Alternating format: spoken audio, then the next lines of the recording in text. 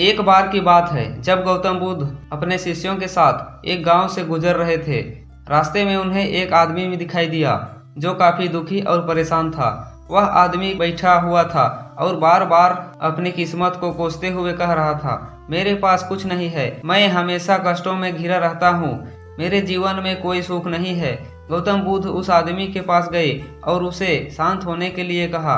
बुद्ध ने पूछा, तुम दुखी क्यों हो?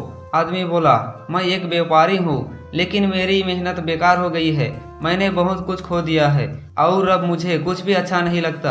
बुद्ध ने मुस्कुराते हुए कहा, क्या तुम मुझे अपना दुख बताने के लिए तैयार हो? आदमी ने हामी भरी और बुद्ध ने फिर पूछा, तुमने कभी सोचा है कि दुख कहाँ से आता है? आदमी सोच में पड़ गया और कहा, नहीं, मुझे तो यही लगता है कि मेरी किस्मत बहुत खराब है। बुद्ध ने शांत आवाज में कहा, जब तुम्हें दुख आता है तो तुम इसे अपने मन से स्वीकार कर लेते हो। दुख बाहरी दुनिया से नहीं आता, वह तुम्हारी मानसिक स्थिति से उत्पन्न होता है।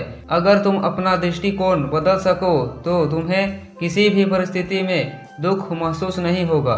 बुद्ध ने उदाहरण देते हुए कहा, यदि तुम एक कटोरी में जल भरकर उसे बार बार झटका दोगे तो पानी छलक कर बाहर गिरेगा। ठीक वैसे ही अगर तुम अपने मन को हर समय शांति और नकारात्मकता से भरते रहोगे तो दुख तुम्हारे जीवन में हमेशा रहेगा। लेकिन यदि तुम अपने मन को शांति और सकारात्मकता से भरोगे तो तुम्हारे दुख स्वाभाविक रूप से कम हो जाएंगे। बुद्ध की बातें उस आदमी के दिल में उतर गई। उसने अपने दृष्टिकोण को बदलने का प्रयास किया और अपने जीवन में शांति और संतोष का खोज करने लगा। गौतम बुद्ध की यह कहानी हमें यह सिखलाती है कि दुख बाहर से नहीं बल्कि हमारे अपने विचारों और मानसिक स्थिति से उत्पन्न होती है।